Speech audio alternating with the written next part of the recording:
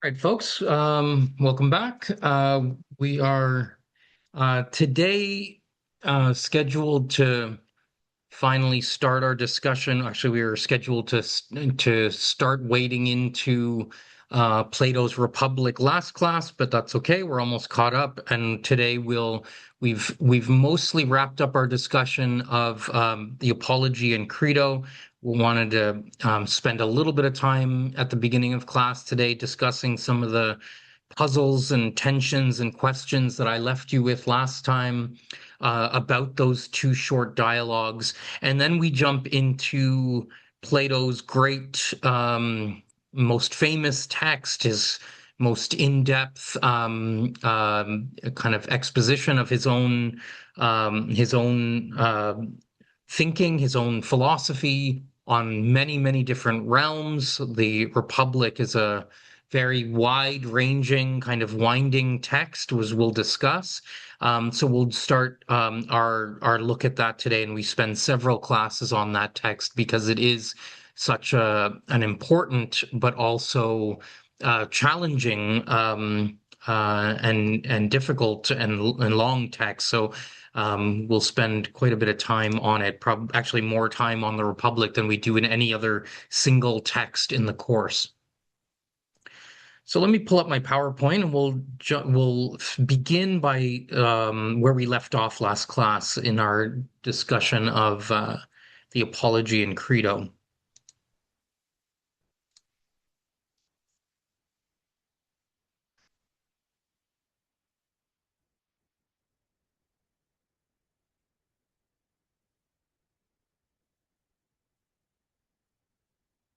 Okay, so I left you last class with a couple of big tensions or questions that the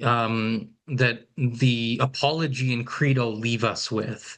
And these are big puzzles. These are interpretive puzzles that we need to think through. There aren't necessarily single answers to these challenges. They are as readers, as engaged readers of these texts, we have to think through these puzzles and try to figure out what they mean, or at least what Socrates might have intended, what Plato might have intended, but also more importantly, just to think through the big political, theoretical, moral questions that they raise for us.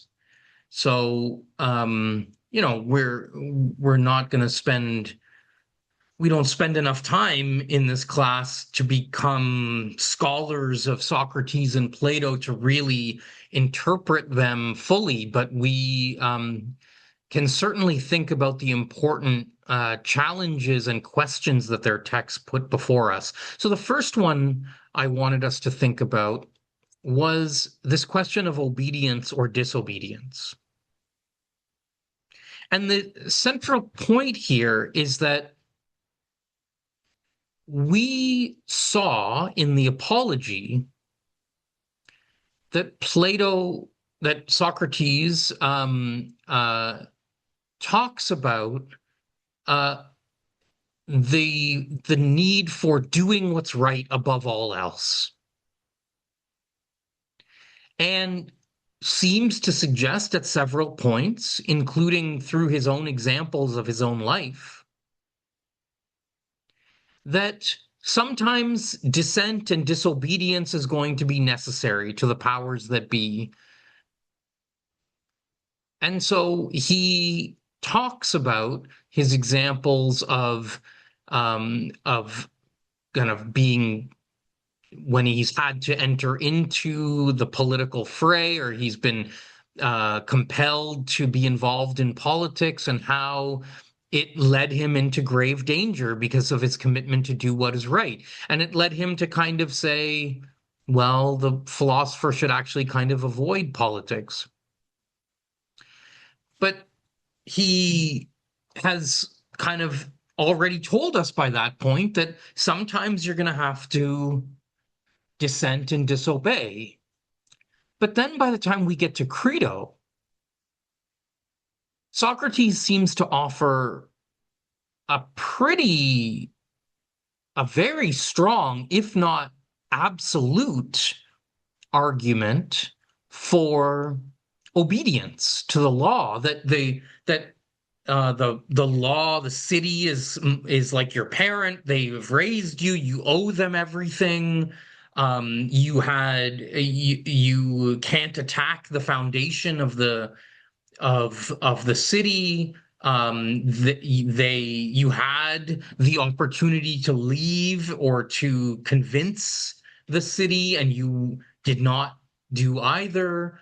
Um, so you are bound. You are obligated to obey the verdict of the city. And so he presents this very strong arguments for obedience, that the individual is quite beholden to the city. And yet, how does that square with what we heard in the apology, where he seemed to leave some room for disobedience? And let me come back to the figure that I started with even before we started in on our reading of the apology. Martin Luther King Jr. cites Socrates and talks about Socrates as a practitioner of civil disobedience. So even King talks about Socrates as someone who disobeys and who is in fact an exemplary figure in the tradition of civil disobedience, or disobedience to the law for a higher cause or a higher good. So the way I've put the question here is, if Socrates argues that the law is always to be obeyed, as he does in the Credo, then what do we make of his arguments for disobedience in the Apology? Are his arguments contradictory? So this is the first puzzle I kind of left you with last class, and I'm curious to hear if anyone has any thoughts on this seeming contradiction, or this tension in the text. How might we make sense, or how do we read this text to try to make sense of this tension that Socrates tells us both about the need for disobedience, but seems to at the same time say that disobedience is unacceptable? Any thoughts on this? Anyone want to wade in here and think through how we might make sense of this tension?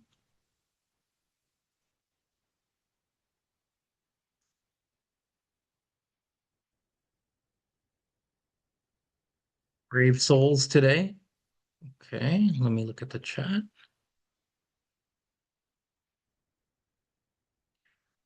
Okay, so in the chat, couple of points. Let me read them out. I think it might not be a full contradiction, because Socrates seems to separate disobeying an unjust command from rejecting the law completely.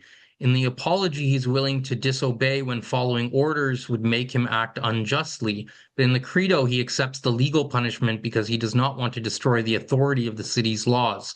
Okay, great, excellent. Very, very good point. Socrates, another point. Socrates maintains his right to voicing his moral objections to challenge the specific orders by persuading the courts, not by bypassing the legal system itself.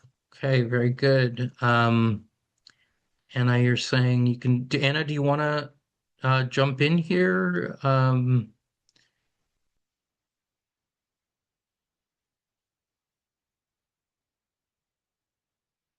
Okay, so Anna's typing.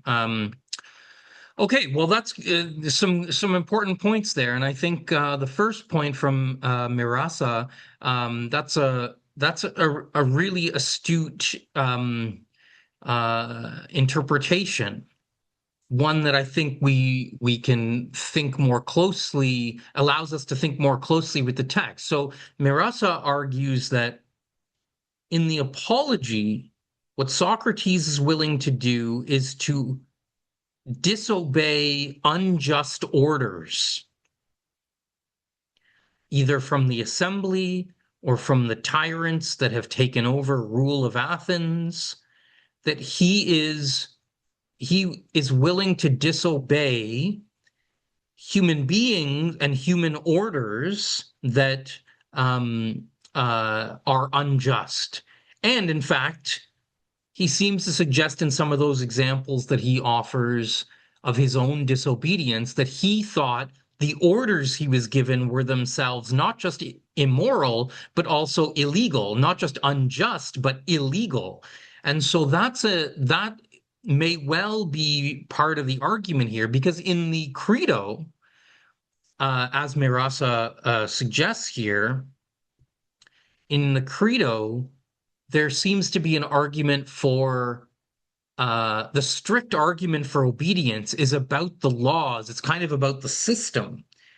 And so it's not necessarily about human beings who are themselves giving unjust or illegal commands, but about the system and the laws and the overall procedures and the ultimate verdicts of the city that are themselves properly derived.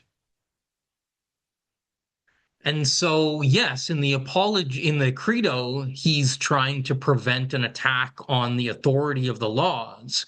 Whereas in the apology, he seems to be kind of wanting to defend those those same laws and that those same institutions, which he thinks are being undermined by the commands that he is disobeying. So let me come back to Anna's point in the chat. I think his disobedience is more due to higher powers and his practicing of just philosophy over the unjust Athenian court.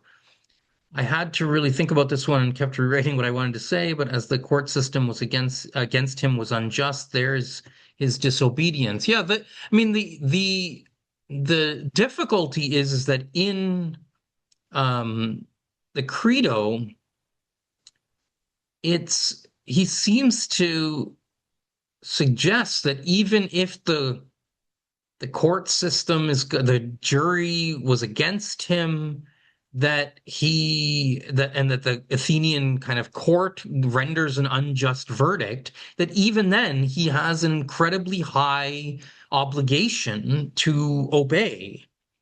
And so that's the conundrum of the question that we have to really think through, because his argument in Credo seems so absolute about obeying the laws.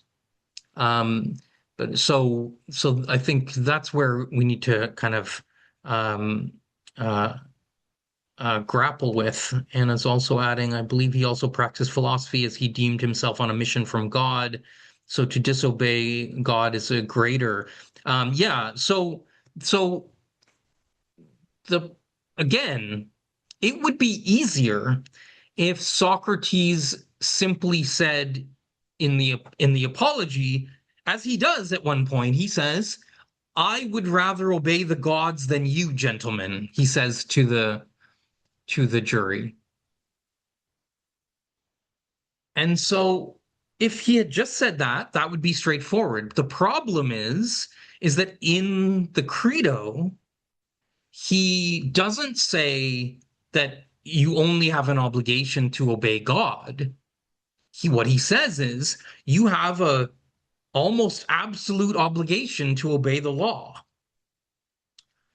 And so that's where, again, the tension comes in. Okay, Gurnur, you want to get in here?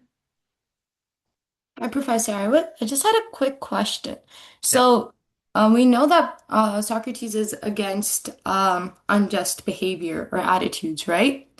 What if, like, and obviously he's been falsely accused and is now sentenced falsely, right? But what if it wasn't Socrates, but it was someone else that was falsely accused? Would Socrates still believe in obeying the law in that case?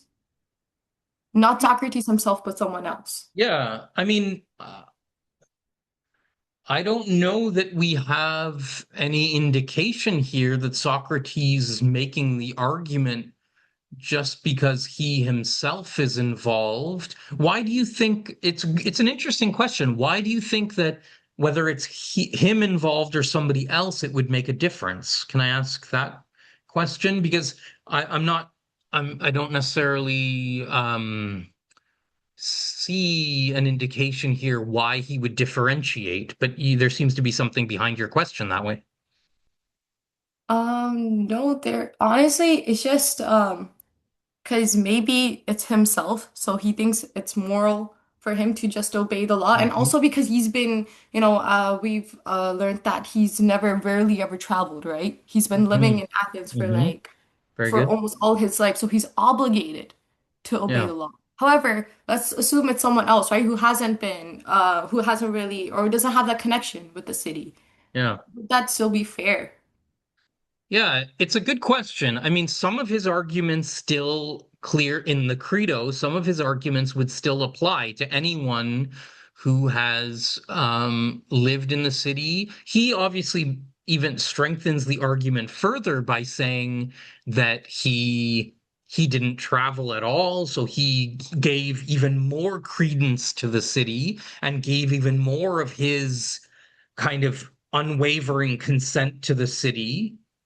So it seems even stronger in his case, but a lot of his arguments would apply nonetheless to kind of anyone in the city who is in a kind of similar uh, predicament. So um, yeah, it doesn't. I'm not sure that there is enough of a differentiating factor.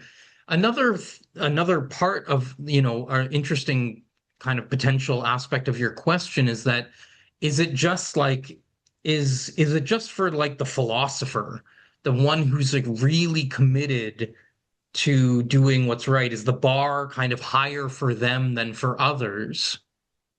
And again, I'm not sure that that will really change Socrates' argument because he's trying to convince others to put what's right and what's just first and foremost in their lives. So I don't think in that way he would differentiate the argument for himself and others either. But it's an interesting question. John, you want to jump in here? Yes.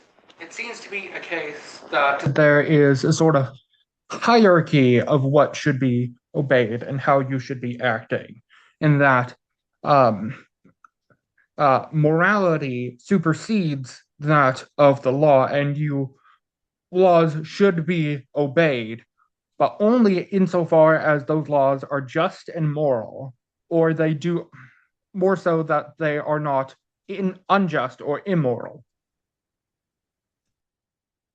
Yes, I mean that is certainly kind of a plausible interpretation, but again, I'm not sure that it fully would square with what he says in the Credo, because in the Credo, he is so adamant about the law. He doesn't really make that kind of qualified argument that you've just suggested. He doesn't say in the Credo the laws need to always be obeyed when they are just. He kind of says the laws always need to be obeyed. The laws are your parent. The laws have given you life. You owe everything to the laws, and therefore, and you've been able to have your say. You've chosen to live in the city, and therefore you have to obey.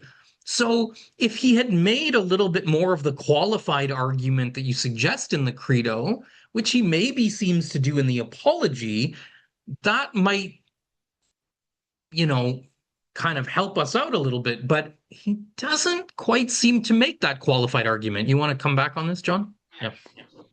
Perhaps the reason why the two are incompatible is that these two arguments weren't both made by Socrates. Perhaps one was made by Socrates and one was made up by Plato.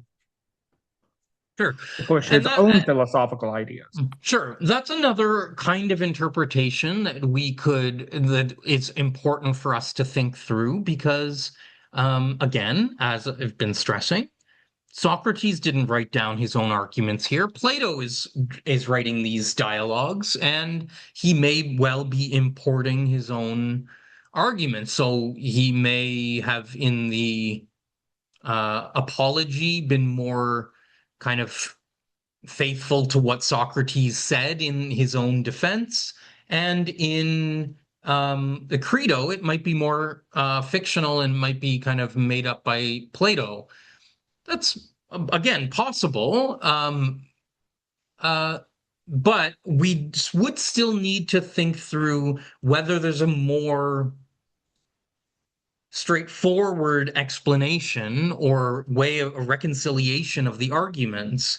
And the argument that we talked about earlier might well do that, where when you read the Apology closely, he seems to be suggesting that when he was disobeying and the kind of disobedience he allowed for, it was when he thought the powers that be were themselves defying the law and that he was actually defending the law against both unjust and illegal actions. So Socrates seems here to have a kind of reverence for the law, that the law, and by the law, he seems to think of it not so much as like the everyday kinds of laws, but maybe the way we think of like the Constitution, the higher laws of the state, the thing that gives the whole system its order. Like, so he may not mean just like any and every kind of basic law, but like the overall system. Kelsey, you want to get in on this discussion? Yeah.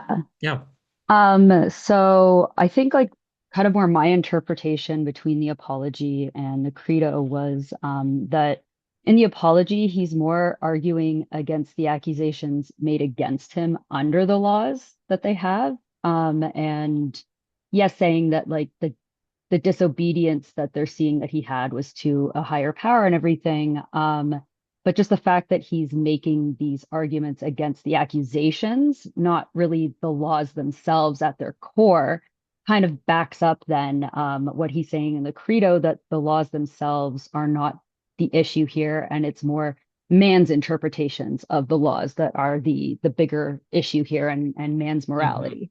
Mm-hmm. Yeah, very good. Yeah, that's important to keep in mind as well. Now, it's less tricky, I would say. The fact that he's disputing the charges against him, that's a little bit more straightforward. And he says in the Credo even, you've been given the chance to try to convince the city. That is what your right is, and you've been given that. And so the tension is less with the fact that he's defending himself against the charges. That's not really the disobedience. It's a kind of maybe a dissent in a way, but it's not disobedient in itself to defend yourself against charges. The more challenging part are the examples he raises from his past in the Apology. So it's not that he's defending himself in the trial, but that he raises these examples from his past of when he disobeyed. For example, when he was given an order to go arrest Leon, this guy Leon, and he said he disobeyed. He just went home. And so it's those kinds of examples that he raises of disobedience from his own past that are the more difficult ones to square with what he says in the Credo. Okay, excellent. Good discussion. Again, there's not intending to settle that, but just to get us thinking about it. And I appreciate all the various contributions from many of you there in that discussion. Okay, now there's second set of tensions and questions that I think arise from these texts that is important to grapple with. And that is the set of questions around participating in politics or not. And these questions are more internal to the apology. They're less, they don't necessarily involve the arguments in the credo so much, but in the apology, we have some internal tensions to the arguments that he makes. The first one is this. He tells us over and over that we should not care about living or dying. We should only care about doing what's right. But then, when he talks about politics and being involved in politics, he seems to say, oh, well, in politics, the philosopher, the person who's really committed to doing what's right, they will generate such hostility that they will be persecuted and probably put to death. And so he seems to say, because of that, we should avoid the philosophers and those who are committed to doing what's right. We should avoid politics. But what happened to the argument about we shouldn't care about living or dying? He has told us we should pay no mind to living or dying, and then he seems to pay a lot of mind to living or dying when he says, oh, if you get involved in politics, you'll die, you'll be put to death. And so avoid politics, stay away from politics. That seems to be another kind of potential contradiction or conundrum that we need to try to square. So let me open up with a question again on this one. How can he tell us both that we shouldn't care about living and dying, and yet says that we should avoid politics because we might be put to death? Shaya. Thank you. So, I think the concept of trying to prevent death with the intention of continuing to do what is good is more so what he meant. So, in politics, he knew that he would die quickly, making his actions kind of useless to himself and others, aka a waste of time. Whereas avoiding politics would allow him to live longer so that he could continue helping and pushing others onto the right path in a way that allows him to reach as many people as possible in as much time as possible. So even though you shouldn't put life and death as your main objective, making the smarter choice that will benefit yourself and others, as long as having, a bigger positive impact is the right thing to do. So kind of he supports preservation in order to pursue and share the truth for the most time, basically. Okay. Great argument is, and I think that might certainly get at part of the argument there. Again, it's a bit tricky because he says we should pay no mind to living or dying. We should only seek to do what's right. And so that seems to not really allow for the kind of calculation of like, oh, well, maybe if you lay low here and like you'll be able to live longer and do more good overall. I'm not sure that the way he articulates the argument really allows for that kind of calculation. Maybe it does, but again, that's certainly one plausible way of rendering the tension. Beer.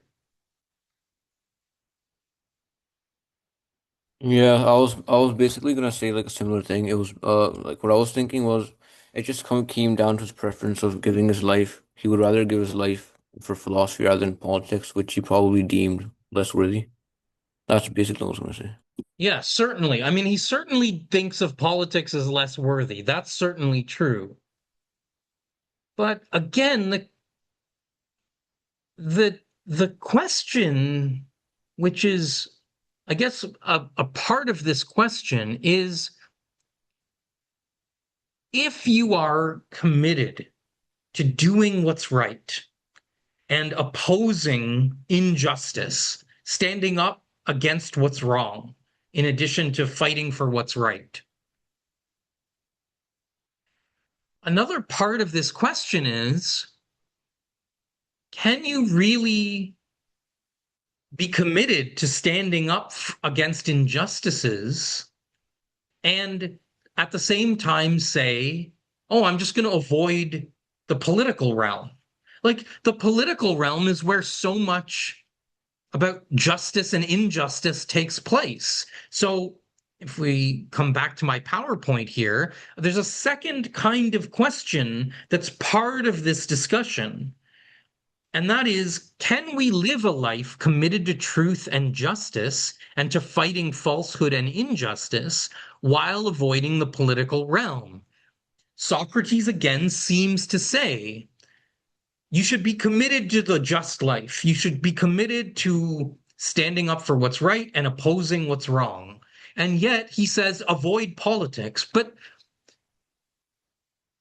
isn't politics a realm where justice and injustice play out, and therefore a realm where we need to be involved if we're going to be committed to justice and be committed to opposing injustice? Doesn't that mean that we really need to be involved in politics? That's a secondary part of this, the tension that around his argument about participating in politics or not. John. I'd say tackling the second part of the question, you can't uh live a life committed to truth and justice without avoiding the political realm, but you can without participating, depending on the system of governance in question.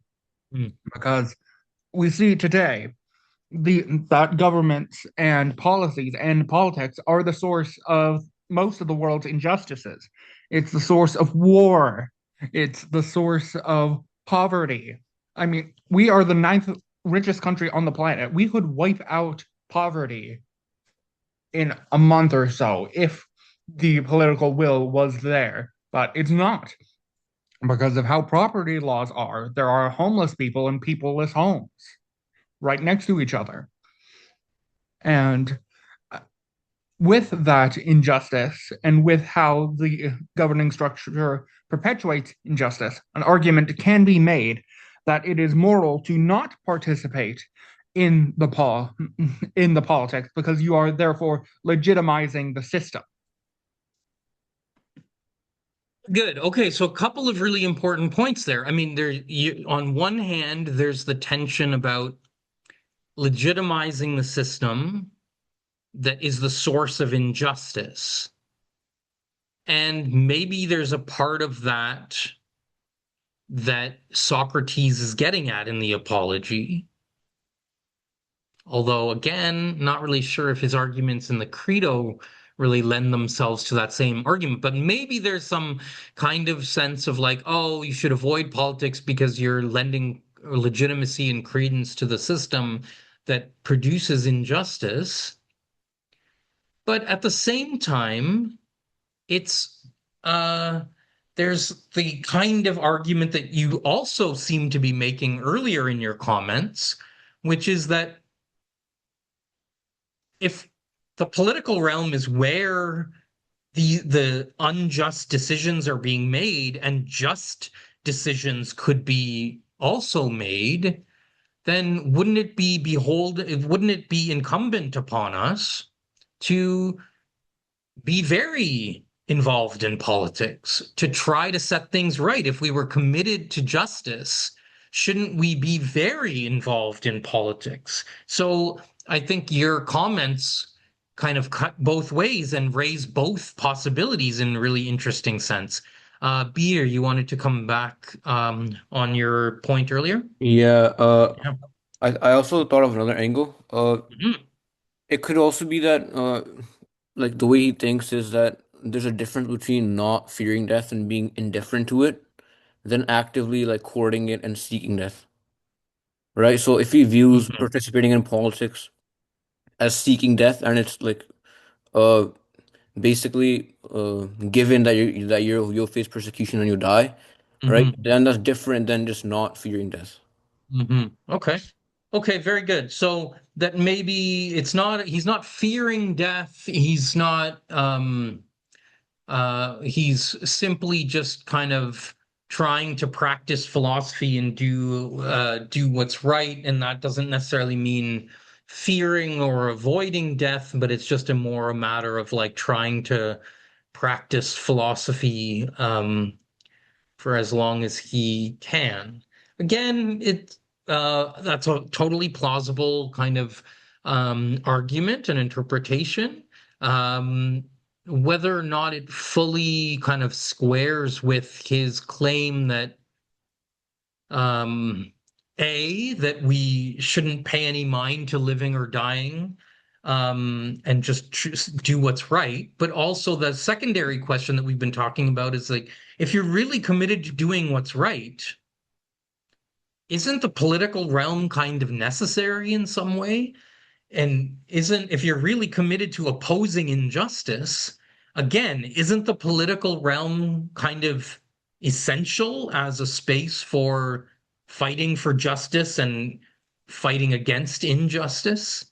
So it's still, we've got these kind of big questions to grapple with. Now, maybe Socrates thinks that um, the real kind of change that's necessary is not political change, but really that there's a kind of moral change that needs to come first. That politics is inevitably going to be corrupt and immoral as long as people are corrupt and immoral. And therefore, maybe Socrates is telling us what his goal is to change people's hearts and minds in small groups, in conversation outside of the assembly. Maybe he doesn't think that kind of change happens in the assembly, in politics, that that's too far gone. So maybe he's suggesting real change happens from like the small micro level, from the individual level up. And so he's committed to kind of talking to people in small groups, changing their minds, orienting them more towards morality and moral considerations.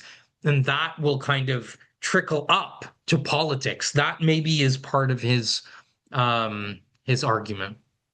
Okay, again, great discussion. Sorry, So Socrates was one of the first grassroots organizers. That's at least one possible kind of interpretation we can give to the arguments when we think about this tension.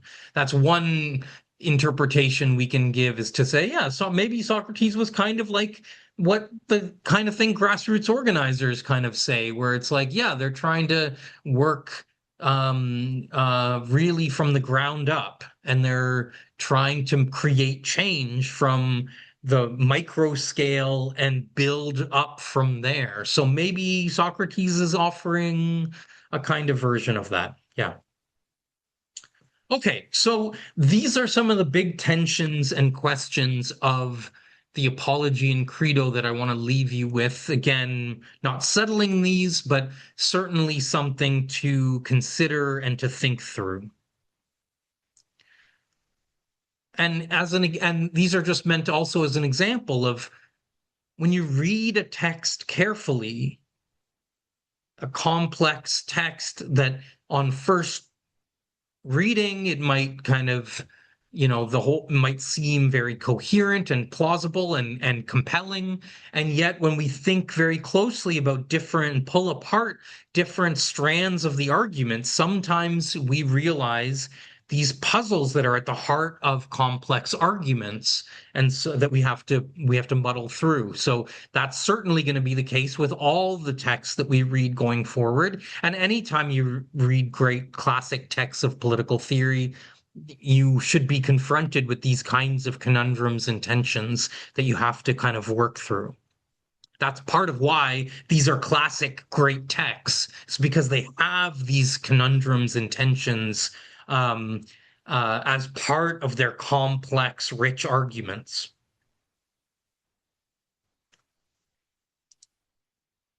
Okay. Now, let's finally turn our, how am I doing for time? Okay, yeah, so we'll continue on for another 10 minutes or so, and then we'll take our break. So let's now turn our attention to Plato's Republic. And what I want to say here by way of setting up the Republic is that this text, in many ways, centers on one of the big, if not the biggest thing that Socrates takes as given in the Apology and Credo. Now, if we take a step back and I ask you, having read the Apology and Credo, what would you say Socrates' biggest kind of commitment is, his most fundamental, basic commitment? How would you respond? What would you say is, from what you've learned of Socrates to this point, what is his bedrock, his basic fundamental belief? John? I'd say that his basic fundamental bedrock would be wisdom, the value of wisdom, with having wisdom, with sharing it with others. Yeah, very good. Okay, so wisdom is certainly one kind of way of thinking about this. Now, but wisdom isn't exactly the word that comes up the most in terms of like how Socrates articulates his commitments. The word wisdom certainly comes up a decent amount, but I think there's at least some other concepts as well that that come up as much, if not more, around what's like the centerpiece of his way of living, of his philosophy. So any other thoughts on other kind of ways of articulating his central commitment, Loveleen?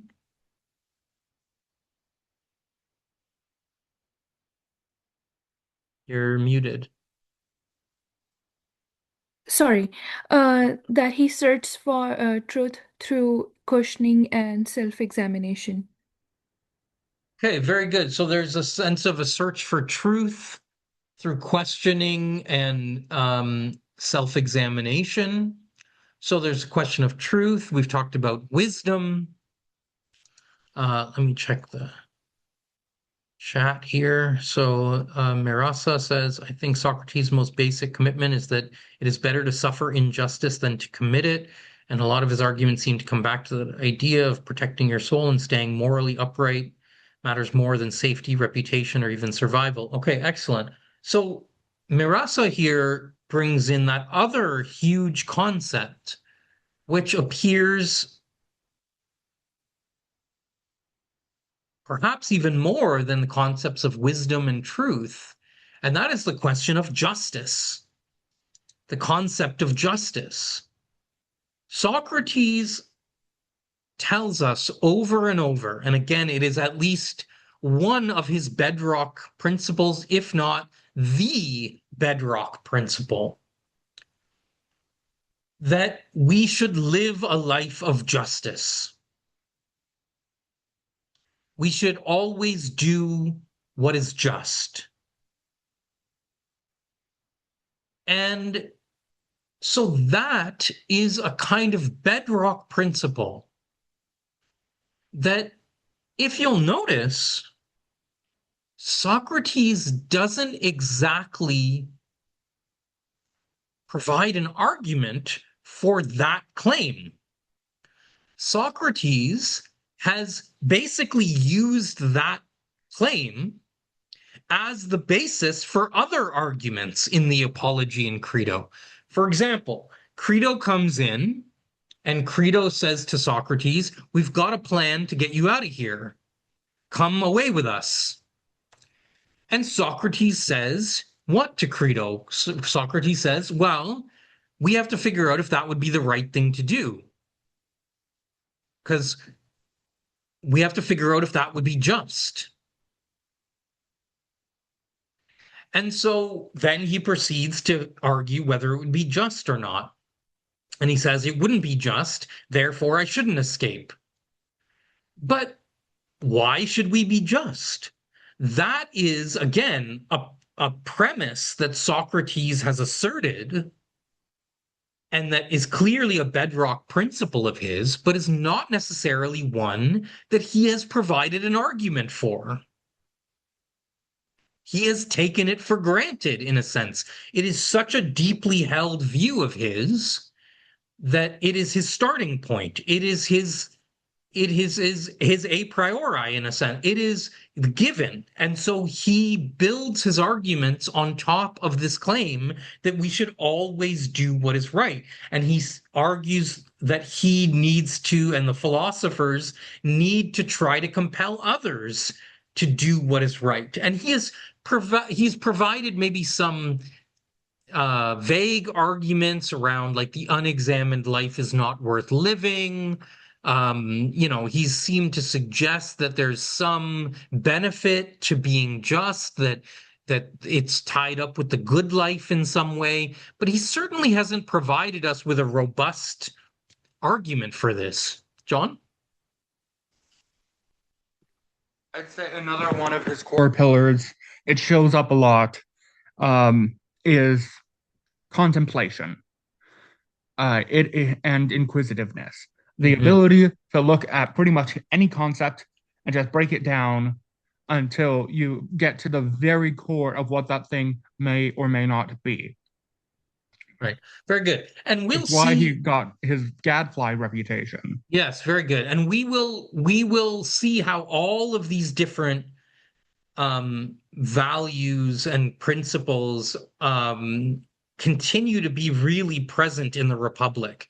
The question of wisdom, the question of truth, the question of contemplation, the question of questioning and examination, all the things you folks have raised, those all still play a central role in the Republic. However, Plato, at least here, places at the center of the conversation the question of justice. That question of why should we be just? That principle that Socrates has asserted again and again and again, that we should always be just. And by justice for Socrates means something bigger than sometimes what we mean. We sometimes think about justice as a kind of just the system of law and order or something like that, or the legal system. For Socrates and Plato, justice is a much larger concept that encompasses both the rightness of the system, but also of individual rightness, of individual morality.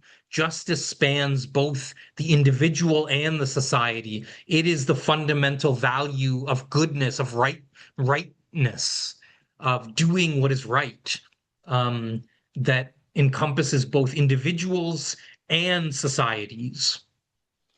A lot of that has Don't- on sorry, into John- modern John, understandings sorry, as please. well.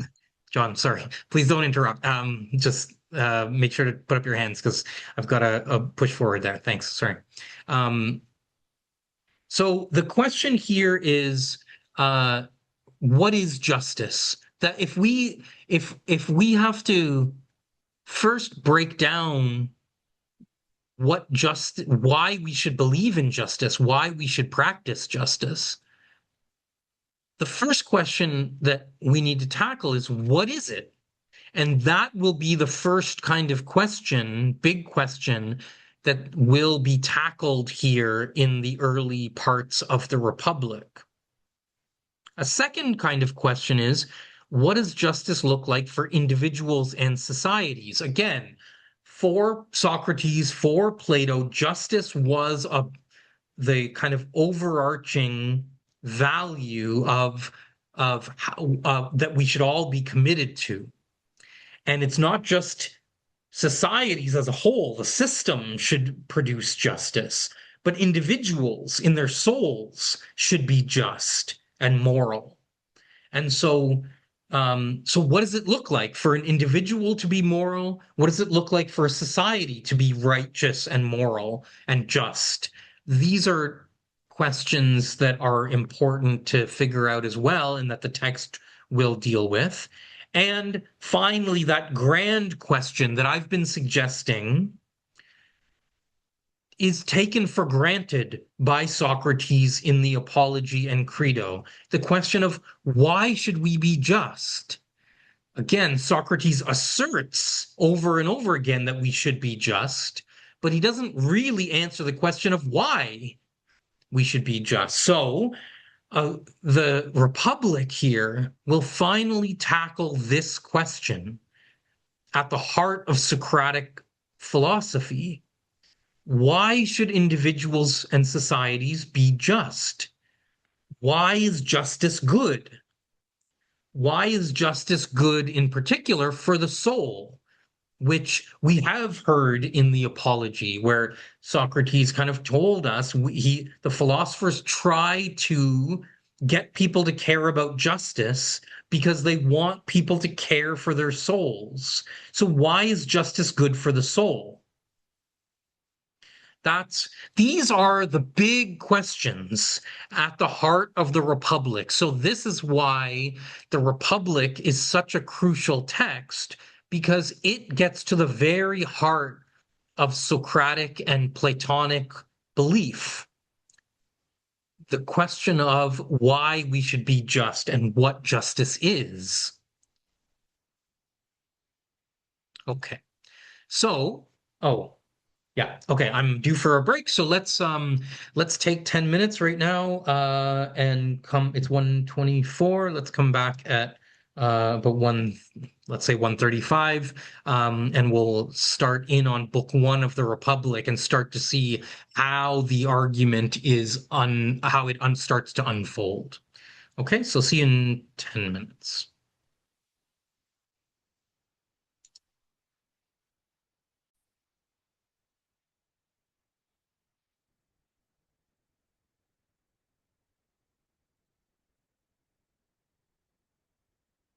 Okay, so we now are going to start wading into the arguments of the Republic. And so let's set the scene a little bit. So we begin, and there's some kind of festival kind of thing going on. Socrates is walking with some folks, and a kind of messenger kid comes up to them and kind of says, "Oh, Socrates, this old man wants to speak with you."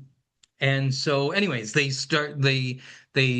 end up having this conversation where Socrates and this old man named Cephalus are having a conversation.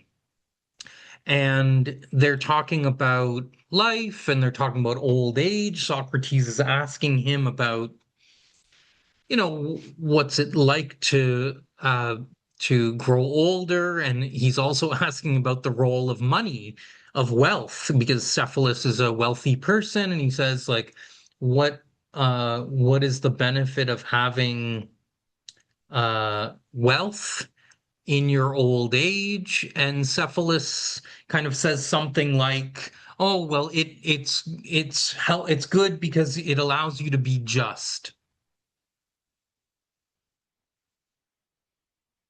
And so that provides Socrates, and I should again reiterate, Socrates, this text is a more like fictional account of a fictional dialogue, but of course Socrates continues to be the main character of the dialogue, although it's not like the Apology in that it's not based on any actual events.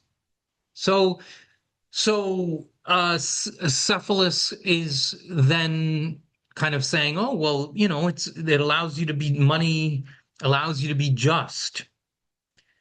And that allows Socrates to start in on the question of, okay, well, what do you mean by justice? And we start into this question of what the definition of justice is. What does it mean to be just? And at this point, we start going through a number of what would have been understood as like commonly held views about the meaning of justice. So we see Cephalus initially offer a definition of justice, and we see Socrates use his characteristic method, his elenchus, that question and answer interrogation method, to scrutinize the definition offered by Cephalus. So Cephalus says something like, oh, well, justice means something like speaking the truth and paying your debts. Being able to speak the truth and to pay your debts, and this is what justice is. You live a just life when you speak honestly, you speak truthfully, and you're able to fulfill any debts and obligations that you have. And so that's the meaning of justice. And so Socrates starts to say, okay, well, let's examine that definition of justice. Is that really what justice is? And he starts to do so. And Cephalus, being the old man that he is, he very quickly says, oh, this is, I'll depart. I'm tired or something. He's like, okay, I'll kind of take my leave here and leave you younger people to have this conversation. And so who steps in but Cephalus' son, Polemarchus? So Polemarchus jumps in and he picks up his father's argument, except he offers his own kind of definitions of justice. And they go through a few things like this. And Polemarchus says something like, oh, well, justice is what I think justice is something like benefiting your friends and harming your enemies. So treating people the way they ought to be treated, in a sense, like treating your friends well, benefiting your friends, and harming your enemies, doing what is called for, doing what is necessary and right in relation to who people are to you. That is your responsibility, and that's what justice is. And so Socrates starts to scrutinize that definition. And in particular, he's like, okay, well, is it really just to harm your enemies and to harm people? Is that going to be what's just? And so they go through a whole question and answer around this. And Socrates feels and ends up kind of suggesting that Polemarchus's argument, his definition of justice, doesn't work. It doesn't stand up to scrutiny. And so in any case, this is setting the stage. It's kind of taking what would have been in Athens some common definitions of justice at the time, putting them out there, dispensing with them fairly quickly. But the main point is to get to the kind of central challenge that emerges in the midst of this conversation. And the central challenge comes from a character who starts to insert himself into this conversation partway through book one, and that is the figure named Thrasymachus. Thrasymachus, let me just kind of go to the text and show how. So Socrates and Polemarchus are having this conversation about justice, and Polemarchus ends up agreeing with Socrates that, oh yeah, okay, my definition can't really be right. And then Plato writes the following as narrating the dialogue. It says, now while we were speaking, Thrasymachus had tried many times to take over the discussion, but was restrained by those sitting near him, who wanted to hear our argument to the end. When we paused after what I had just said, however, he could not keep quiet any longer. Crouched up like a wild beast about to spring, he hurled himself at us as if to tear us to pieces. Polemarchus and I were frightened and flustered as he roared into our midst. Now Thrasymachus is speaking. What nonsense have you two been talking all this time, Socrates? Why do you act like naive people giving way to one another? If you really want to know what justice is, don't just ask questions and then indulge your love of honor by refuting the answers. You know very well it is easier to ask questions than to answer them. Give an answer yourself and tell us what you say the just is. So Thrasymachus roars into the conversation here, angry. Now, a couple of crucial points to keep in mind. One is who Thrasymachus is. Thrasymachus, we know, was a prominent sophist in Athens.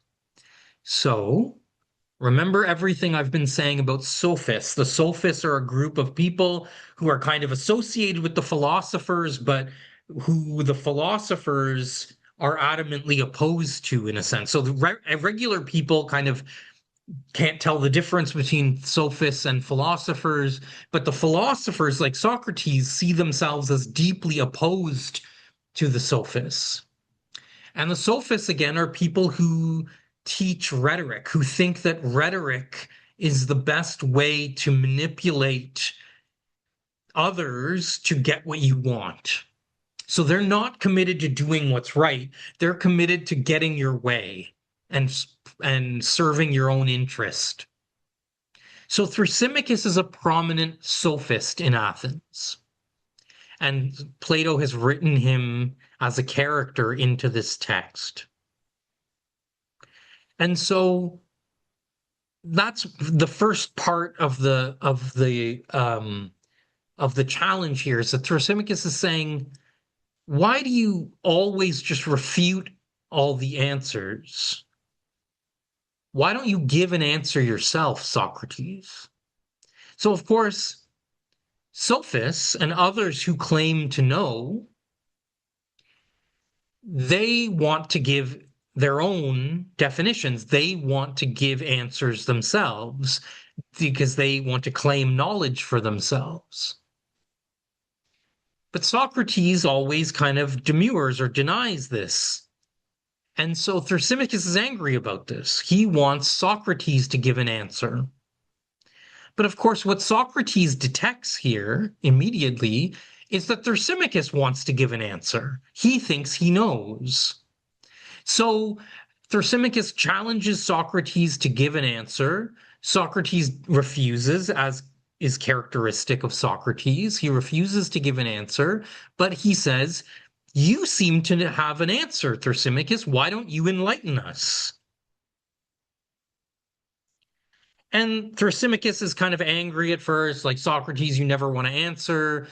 But of course, he does seem to want to give an answer himself. So Thrasymachus ultimately relents and does offer his own definition of justice.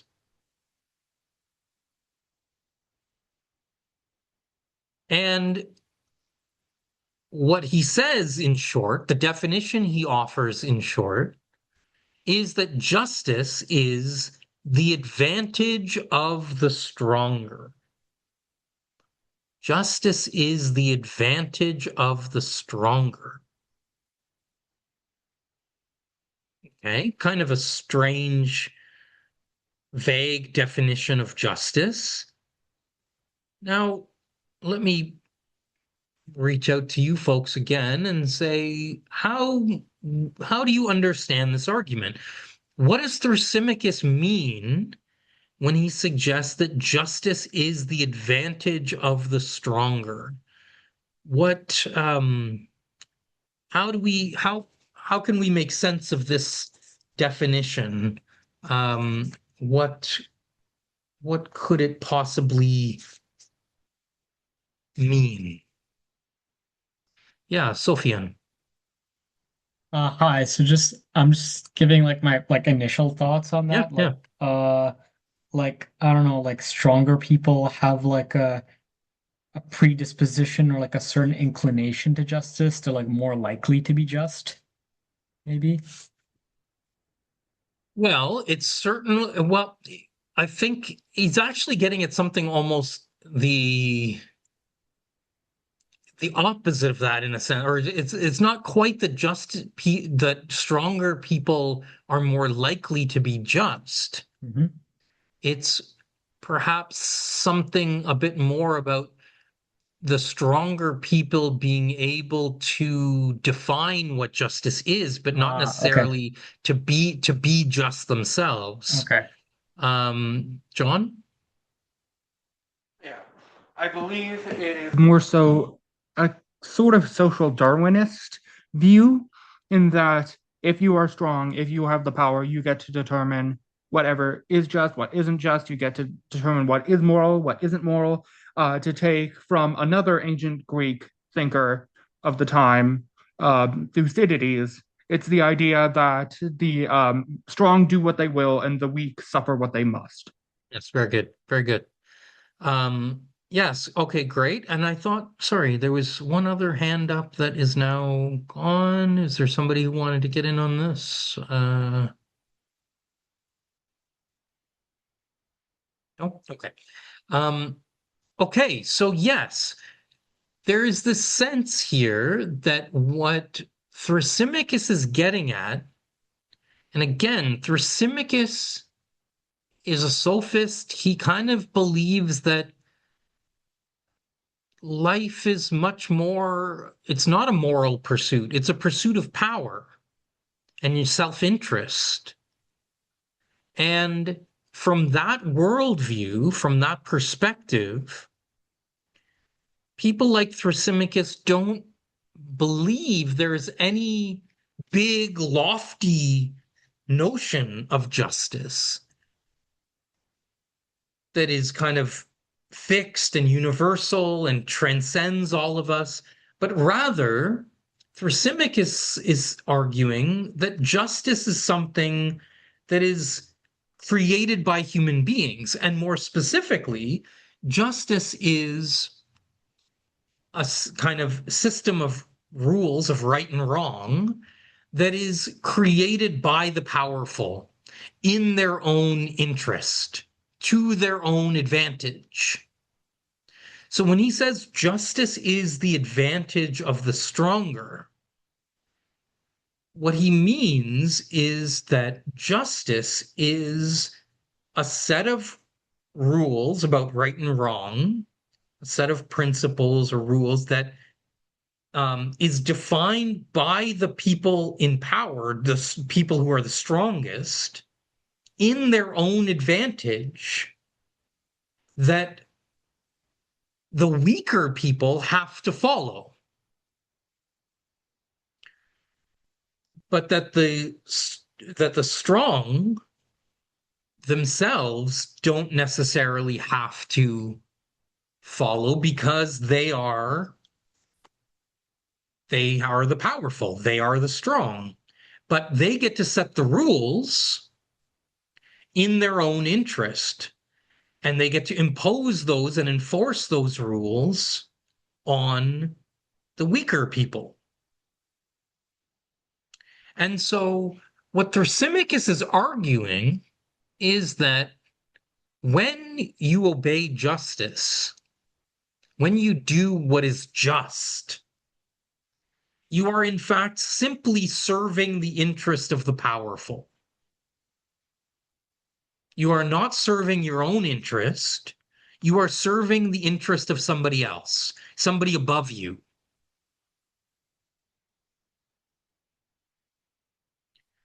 There's another way of putting this kind of argument that sometimes appears in as a shorthand in politics, in political discourse, to our right up to our current day. And that some of you may have heard the phrase, might makes right. Might makes right. The idea here is that the mighty, those who have strength, determine what is right and wrong. They define what is right and wrong. Might makes right. So this is the kind of another way of putting the argument that Thrasymachus is making. And further, the deep challenge that Thrasymachus is presenting is that he is suggesting that when you are just, you are actually harming yourself. To be just is to be harmful to yourself because it is to serve the benefit of somebody else who is more powerful than you. And so justice is not some kind of good thing for all of us to be. It is, in fact, an expression of weakness that you have to be just. And so Thrasymachus offers a number of a kind of argument about what he means here that I think is important to go to in the text. So let me go to, this is 343C on page 86 of our textbook, paragraph 343C. He says, this is Thrasymachus speaking now, he says, "You are so far from understanding justice and what is just, and injustice and what is unjust, that you do not realize," he's speaking to Socrates here, "you do not realize that justice is really the good of another. What is advantageous for the stronger and the ruler, and harmful to the one who obeys and serves. Injustice is the opposite. It rules those simple-minded, for that is what they really are, just people. And the one it rules do what is advantageous for the other who is stronger, and they make the one they serve happy, but they do not make themselves the least bit happy." So, again, this is a fundamental challenge to Socrates' whole central belief that justice is actually harmful for us to be. It does not serve you, and it doesn't make you happy. It makes you miserable to be just. He goes on as follows, and he provides 3 examples that are examples that we continue to be really familiar with to this day, that continue to be quite relevant and relatable for us. Thrasymachus says, "You must consider it as follows, Socrates, or you will be the most naive of all. A just man must always get less than does an unjust one. First, in their contracts with one another, when a just man is partner to an unjust, you will never find when the partnership ends that the just one gets more than the unjust, but less." Okay, so here's the first example. He says, when you have a contract between 2 people, one of them is just and one of them is unjust. Who ends up benefiting? The unjust person ends up getting more. The just person gets less. And so it is harmful to be just. That's one example. In a partnership or an agreement between 2 people, and one of them is corrupt and the other one is very honest and just, that honest person gets the short end of the stick. The second example, he says, second, in matters relating to the city, when taxes are to be paid, a just man pays more on an equal amount of property, and an unjust one less. But when the city is giving out refunds, a just man gets nothing, while an unjust one makes a large profit. Okay, tax season just passed. Some of you, hopefully, all of you paid your taxes, and we see, as we all know, people with fancy accountants, and they find loopholes and they end up paying a lot less tax than everyday people who just do their taxes themselves, or don't have fancy accountants and can't use loopholes and don't have offshore bank accounts to put their money in, or find loopholes of different kinds to use to pay less tax. So everyday people end up paying higher amounts of tax as a percentage than large multi-billion-dollar corporations. So, okay, so we've got the basic example that Thrasymachus raises here, that a just man pays more than an unjust one on the same or equal amount of property in terms of tax. Third example Thrasymachus raises, he says, finally, when each of them holds political office, a just person, even if he is not penalized in other ways, finds that his private affairs deteriorate more because he has to neglect them, that he gains no advantage from the public purse because of his justice, and he is hated by his relatives and acquaintances because he is unwilling to do them an unjust favor.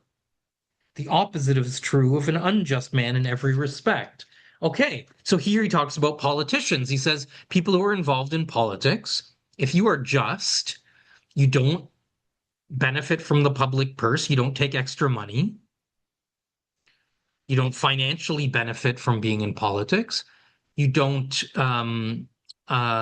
your family is angry with you because you are so dedicated to the public that you neglect your private affairs. And C, he says your relatives and friends are angry with you because you won't do them unjust favors. If you're not corrupt and you won't hook up your friends and relatives with the spoils of power, they'll be mad at you. And so Thrasymachus says, once again, the just person is worse off than the unjust person. So it is actually beneficial to be unjust. Being just is actually harmful to us. And so here we have a very, very central challenge being presented to Socrates. It is perhaps the central challenge of this whole text.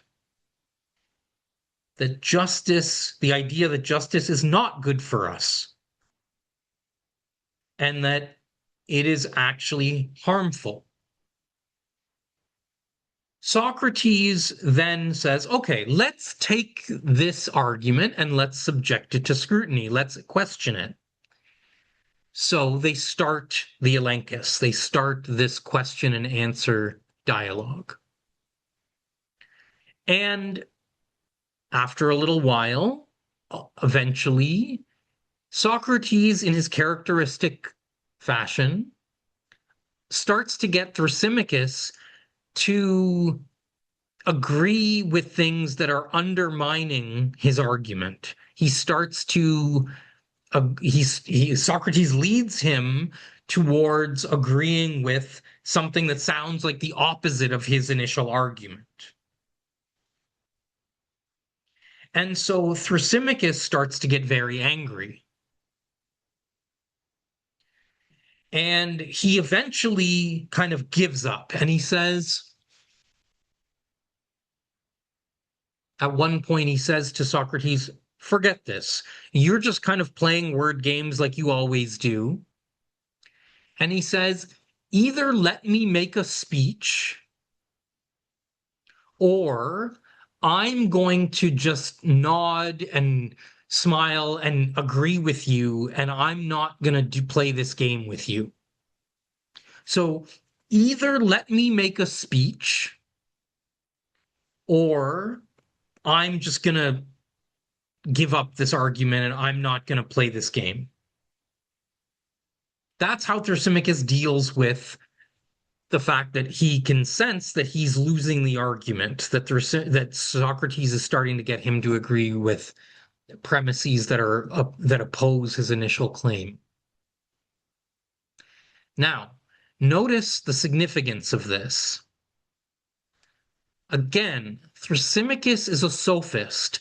The sophists work through making speeches, fancy rhetoric, oratory that is compelling and that is convincing, but they don't work through philosophy, the question answer kind of format, the Socratic method. Now, why is that? Now, anyone who's heard a great speech knows the power of that kind of medium. A great speech is something that can like cast a spell. It is something that can sound so compelling and it is so convincing, even when some of its premises are highly questionable. The speech itself as a whole, when it is well crafted, has this effect of convincing us of kind of this magical quality of bringing us into its fold. And so this is what Thrasymachus wants to do, but Socrates doesn't let him, because Socrates does not think that's how philosophy works. That's not proper philosophy. It doesn't work through speeches.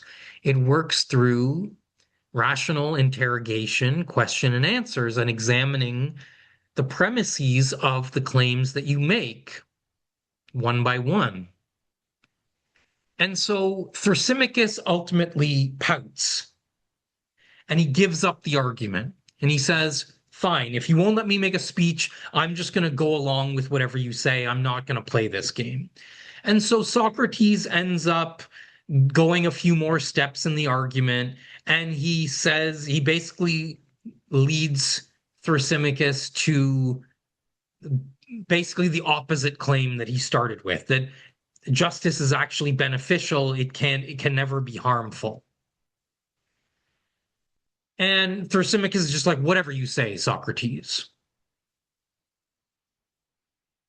And Socrates ends up kind of saying, okay, well, that wasn't very satisfying. And book one ends with Socrates basically saying, well, we haven't really gotten to the answer. We haven't really gotten anywhere. And he's kind of expresses some disappointment, or that the task is unfinished. So let me come back to the PowerPoint here. So how does the conversation with Thrasymachus end, and why? It ends with Thrasymachus wanting to make a speech, not being able to, and giving up the argument. And again here, perhaps what Plato is portraying for us here is that Thrasymachus has posed an important, if not crucial, challenge, but Thrasymachus is not the right one to pursue the answer with, because he's a sophist and he's not interested in the truth. He's more interested in making a speech and winning in that sense of convincing people through speech, but not in really getting to the truth. And so they are left here kind of with an unfinished challenge, an unaddressed challenge. So even Socrates by the end is not satisfied with the outcome of the discussion. And in a sense, book one ends with a kind of a point of Socratic wisdom, again, of the point of Socrates kind of saying, well, we still know nothing. And remember, in the Apology, that was kind of the point. Socrates was trying to convince us that, well, to have knowledge is to know what you don't know. To have that humility that understand that you don't really know anything. However, here, this is how book one ends, but that's not the end of the book. That's not the end of the Republic. In fact, from that point, what happens is that it becomes clear that Socrates does have to offer his own definition and his own meaning of justice, that it's not enough for Socrates to have simply refuted the views of others, but that they actually need an answer to the question of what justice is, and they need to be able to respond and to address Thrasymachus's claim that justice is actually harmful to us. So we can think of the end of Book One as almost a shift from what we might think of as Socratic deconstruction, where Socrates tended to focus on dismantling other people's arguments, to the shift then towards Book Two and the rest of the text is perhaps more towards something like what we might call Platonic construction. The idea that Plato actually does want to offer and arrive at a more robust sense of what is right and true. And he wants to say what justice is. And so we can see a shift, perhaps, at the end of Book One from like the common endpoint of Socrates' examinations to the starting of Book Two, where Socrates, the character of Socrates here, and Plato as the author, is really going to try to offer his own extended definition of justice and his response to why justice is actually right and good for all of us to be. What am I doing for time? Okay, got a few more minutes left. So Book Two begins. Now, what happens? In the beginning of Book Two, Thrasymachus bows out of the argument. He is now gone. He leaves. And two characters take up the argument. And they are now the primary interlocutors or conversation partners for the rest of the Republic. This is Glaucon and Adeimantus. They are now the two chief conversation partners with Socrates. Now, who are they? One thing to notice is that we historically know that Glaucon and Adeimantus are Plato's brothers. So Plato is not a character in the text. Plato is the author of this text, but he has written not only his mentor Socrates, who's already deceased at this point, he's not only written his mentor Socrates into the dialogue, but he's now written into the dialogue his two brothers, Glaucon and Adeimantus. And they are the ones to pick up the challenge from Thrasymachus. And perhaps what Plato is getting at here is that Glaucon and Adeimantus are more proper philosophers. They want to seek the truth. They are ones who to pursue knowledge with in good faith, whereas Thrasymachus posed the right challenge. He posed the crucial challenge, but he wasn't the one to pursue the answers with because that's not really his interest. Glaucon and Adeimantus now are the ones to pursue the challenge in good faith. And so what do? Glaucon and Adeimantus say, okay, Socrates, we need to pick up this argument because Thrasymachus posed a crucial challenge and we need for you to present an answer to this challenge. So Glaucon and Adeimantus reformulate Thrasymachus's challenge but in a more sincere and honest pursuit of truth. They say to Socrates, we need to hear you defend justice. Define justice and defend justice in a better way than we just have heard. Against Thrasymachus's challenge. So Glaucon and Adeimantus say, let's re-articulate the challenge in another way. And the way they put it, I think it's maybe Glaucon first who starts to reformulate the challenge. I can't recall if it's Glaucon or Adeimantus who's speaking, but he, early on in book 2, what they say to Socrates is, okay, let's put it this way, Socrates. There are 3 types of goods. And by this they mean there are 3 ways of valuing something as good, whether it's justice or anything else. Anything that we hold up and say that's valuable, that's good. There are 3 ways of understanding that goodness, the goodness of a thing that we value. They say, okay, some things we value in themselves. They are intrinsically good.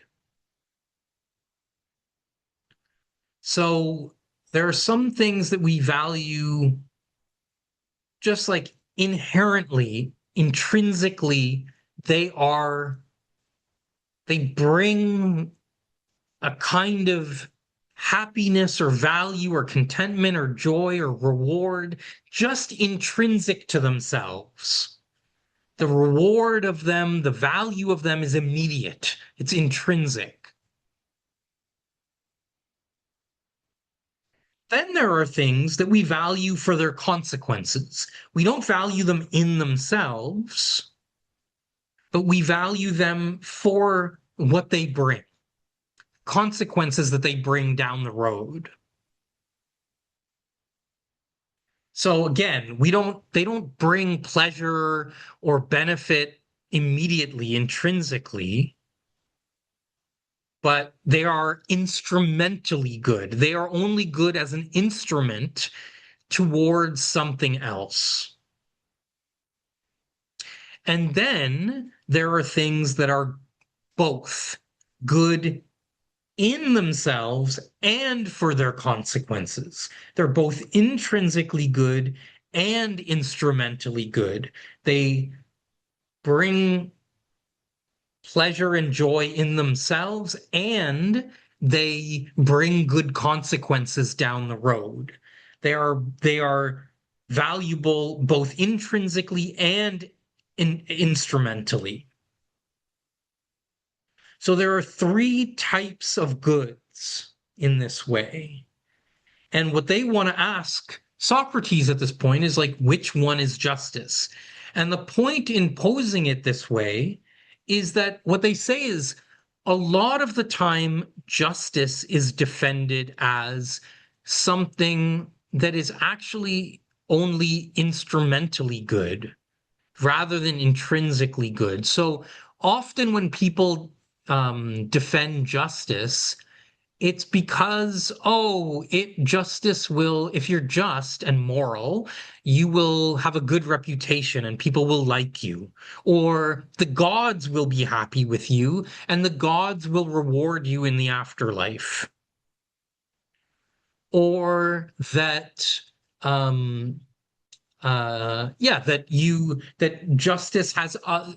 justice will allow you to avoid being punished. If you live a just life, you won't be punished, and therefore that's a good consequence of being just. But all of those defenses of justice are about the consequences of justice. They're not about justice in itself. And so they they kind of want to say, Socrates, is justice actually good in itself? It's pretty clear, people pretty readily expect and accept that that justice is good for its consequences. It brings some good consequences, but they don't often defend justice as intrinsically good.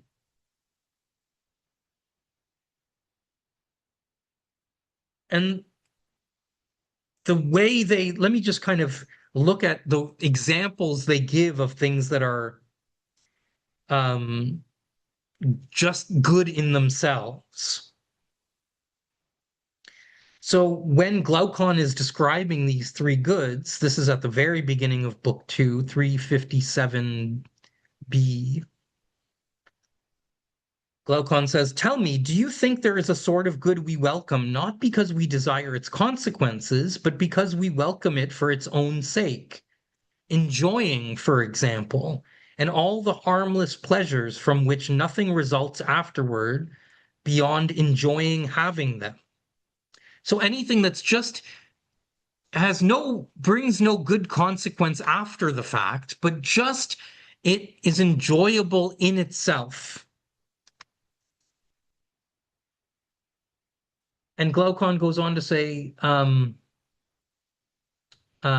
let me just pause there. So when Glaucon is bringing this up, he's thinking of something like, he says, simple pleasures. So things like beauty, seeing a beautiful sunrise, or some kind of beautiful thing, or experiencing some simple pleasure that doesn't bring anything good beyond that, the basic sensation in the moment, but is just valuable in itself. It's just brings itself a kind of pleasure. So maybe the easiest example is that kind of like aesthetic beauty. It brings pleasure, but is not valuable necessarily for anything beyond that. And then there is the idea of things that are valuable just for their consequences. And Glaucon says,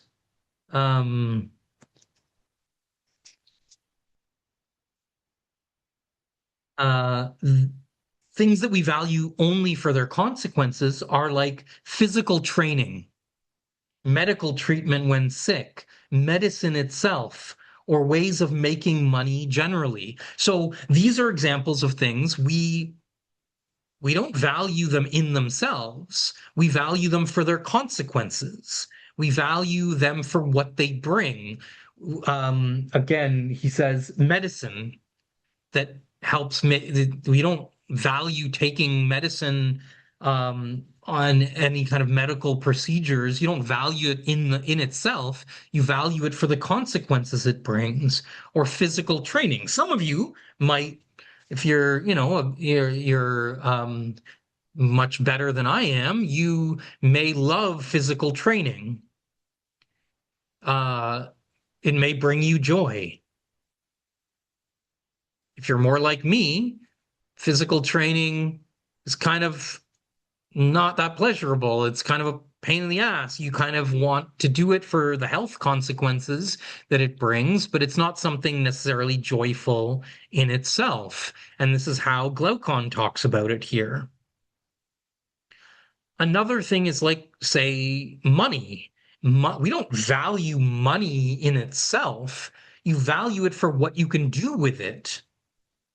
It's not necessarily just that it's something, having cash in hand, the bill itself, or the actual numbers in your account or something. That's not what we value. What we value is what we can do with these things. Or say, going to work. This is another example Glaucon raises. Going to work is like not necessarily something you value in itself a lot of the time. It's something you value for the fact that you'll get a paycheck. But then there are these other things that are both. The highest sort of good is the kinds of things that you both value in itself and for its consequences. And the examples Glaucon raises for that are knowledge, knowing, seeing, so sight, being healthy. These are things that they say they bring pleasure in themselves. Seeing sight in itself or having knowledge in itself is pleasurable in itself, but it also brings about good consequences. Being healthy feels good, but it also brings good consequences to you.